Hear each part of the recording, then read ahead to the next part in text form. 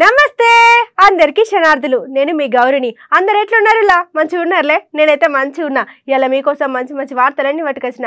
ఇంకా వార్తలు ఏందో చూడాలంటే ముందుగా హెడ్లైన్ షూరు చేయాలి కదా. చేద్దాం పారి. పొట్టు పొట్టు తిట్టుకున్నారు లీడర్లు, మస్తు గరం అవుతున్నారు బీజేపీ కార్యకర్తలు.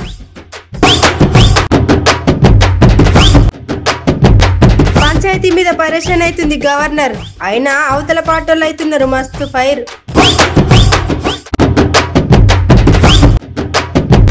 మెన్స్ డే జరుపుకుంటారు మొగోళ్ళు, సోషల్ మీడియాలో వైరల్ అవుతున్నాయి మంచి మీమ్లు.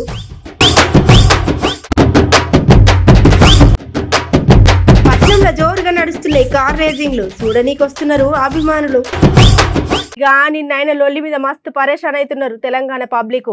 గట్లనే ఏదేమైనా అట్లా చేసుడు మాత్రం మంచి పద్ధతి కాదంటున్నారు ముచ్చటిన్న కమలం పువ్వు పార్టీ లీడర్లు.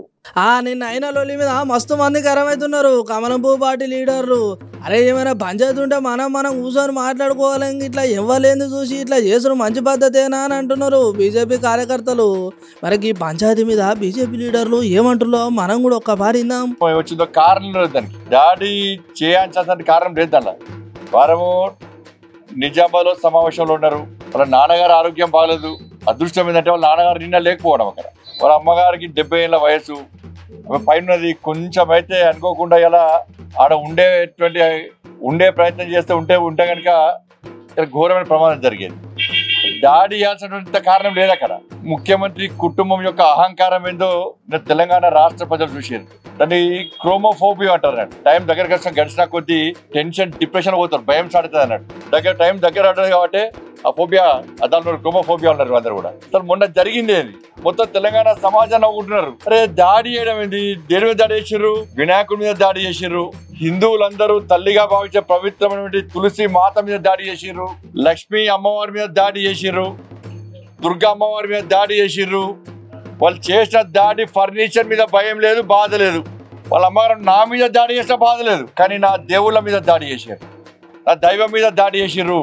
ఎవరు దాడి చేస్తారు? దేవుళ్ళ మీద. హిందువులు అయితే దాడి చేయరు. మరి నిఖార్స్ అయిన హిందూ, నిజమైన హిందూ, భయంకరమైన హిందూ పోటుగాడు కదా ముఖ్యమంత్రి. ఎందుకు దాడి చేయించినావు చెప్పు, క్షమాపణ చెప్పు. నువ్వు దాడి జరిగిన దానికి మేము అరవింద్ గారు బాధపడతలేరు, ఇంటి మీద దాడి జరిగిన బాధపడతాడు అనే. అరే అంత మంచిగా మాట్లాడాలి కానీ నడిమిట్ల మళ్ళా దేవుళ్ళని ఎందుకు గుంజుకొస్తున్నారు అంటున్నారు ముచ్చటిన పబ్లిక్.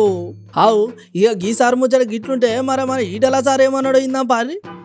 గతంలో ప్లాన్డ్గా అటాక్ చేయడమే కాకుండా బహిరంగంగా మేము ఏదైనా చేస్తాం, మేము ఏమి చేసుకుంటాం అని చెప్పి ఛాలెంజ్ చేయడం జరిగింది.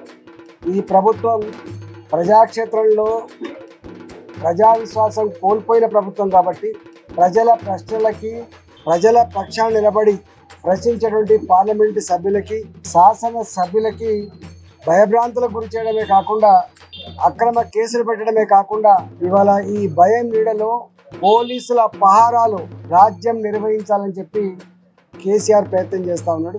అరవింద్ గారి ఇంటి మీద పోలీసుల అండదండలతో, పోలీసుల పర్యవేక్షణలో రాళ్ల దాడి చేసి చివరికి వాళ్ళ అమ్మ పెద్ద మనిషి ఉన్నదని తెలిసి కూడా ఇవాళ రాళ్ల దాడి చేసి మొత్తం విధ్వంసం సృష్టించడం తెలంగాణ సమాజం అంతా కూడా దీన్ని గమనిస్తూ ఉంది.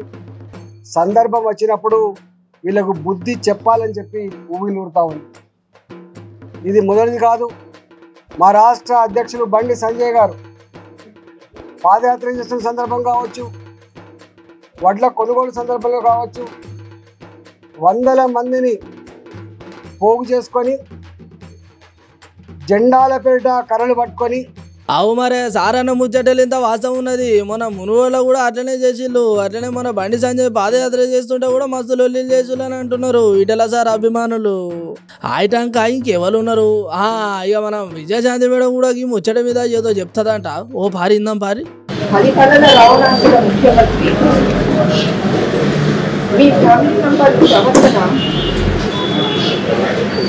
అసలు బాగుందా అని అడుగుతున్నాను.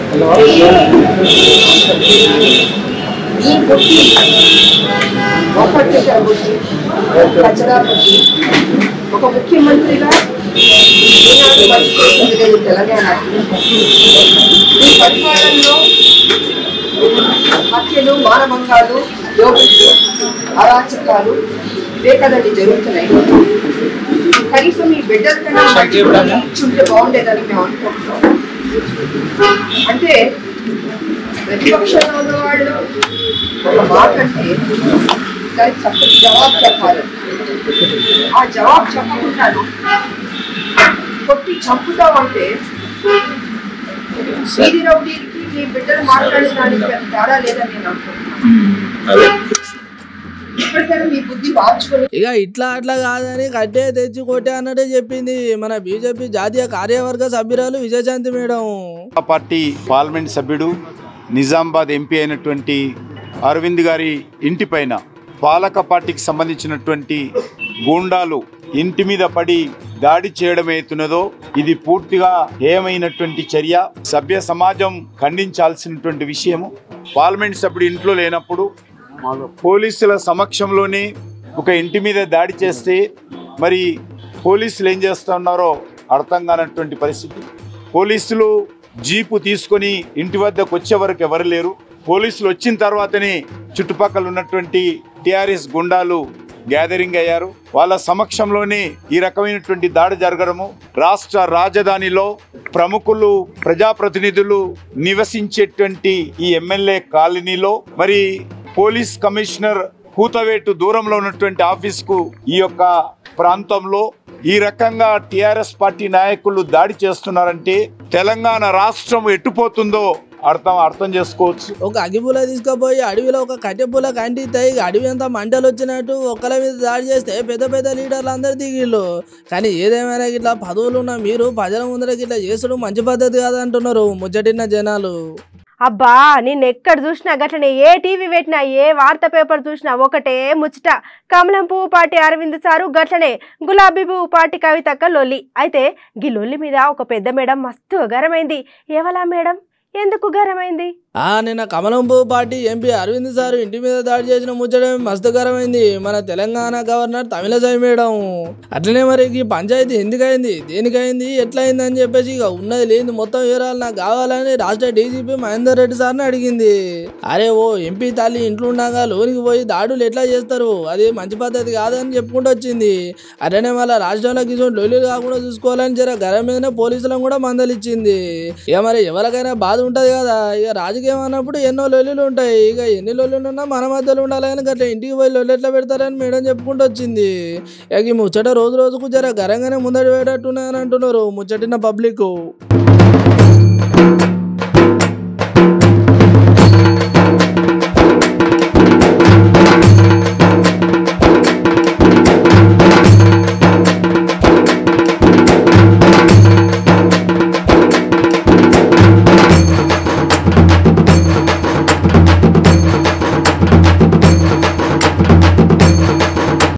గీ ముచ్చట చెప్పే ముందు మీకు చిన్న విషయం చెప్తా ఉల్లా.